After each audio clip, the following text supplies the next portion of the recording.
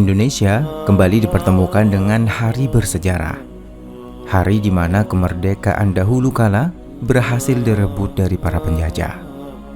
Genap 77 tahun penduduk Indonesia menghirup udara bebas dari kata penjajahan. Secara hukum, negara kita telah ditetapkan sebagai negara yang merdeka.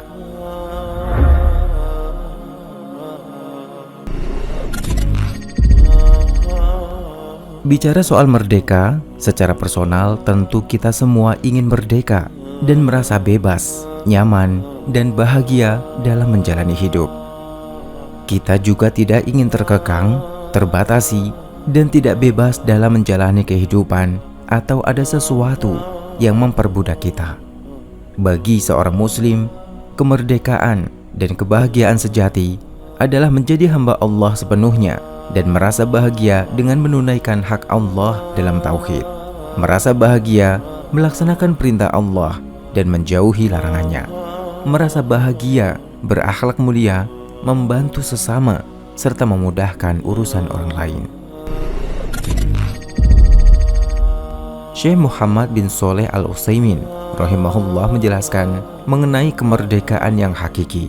Beliau rahimahullah berkata, menjadi hamba Allah adalah kemerdekaan yang hakiki. Barang siapa yang tidak menghamba kepada Allah, dia akan menjadi hamba selainnya. Maka posisi seorang muslim yang mampu menghambakan diri kepada Allah dengan hati yang lapang dan ikhlas, itulah sejatinya kemerdekaan yang hakiki. Dan sebaliknya, menjadi budak dunia dan budak hawa nafsu, itu belumlah merdeka. Bahkan disebutkan dalam sebuah riwayat bahwa manusia bisa menjadi budak dunia dan budak harta. Rasulullah Shallallahu Alaihi Wasallam bersabda, celakalah hamba dinar, celakalah hamba dirham, celakalah hamba khomisah dan khomilah, yaitu sejenis pakaian yang terbuat dari wol atau sutra. Jika diberi, dia senang, tetapi jika tidak diberi, dia marah. Bagaimana dunia dan harta memperbudak manusia? Demikian bisa terjadi dengan mendorong manusia menjadi tamak dan tidak pernah puas. Dunia dan harta yang telah memperbudak seolah-olah mengatakan, carilah harta yang banyak, cari lagi harta tersebut, kalau perlu halalkan segala cara.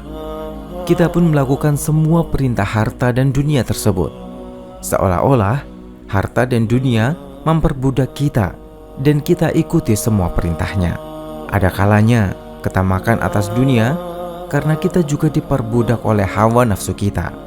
Hawa nafsu inilah yang banyak menjadikan manusia tersesat. Rasulullah Shallallahu Alaihi Wasallam bersabda, 3 perkara yang membinasakan dan 3 perkara yang menyelamatkan.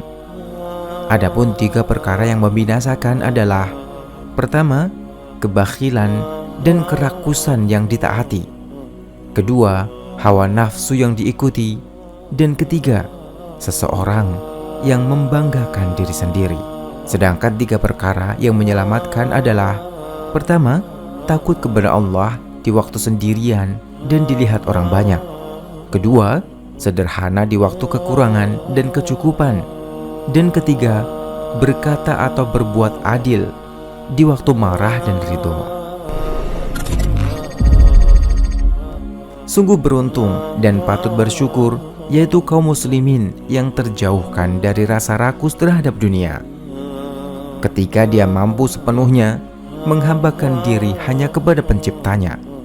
Dan itulah kemerdekaan yang hakiki, yaitu dengan menjadi hamba Allah yang sejati, yang menunaikan hak Allah. Maka itulah kemerdekaan yang mengantarkan kepada kebahagiaan. Karena hakikat kehidupan adalah beribadah kepada Allah semata dan melaksanakan perintahnya. Allah Ta'ala berfirman, tidaklah aku menciptakan jin dan manusia kecuali untuk beribadah kepadaku.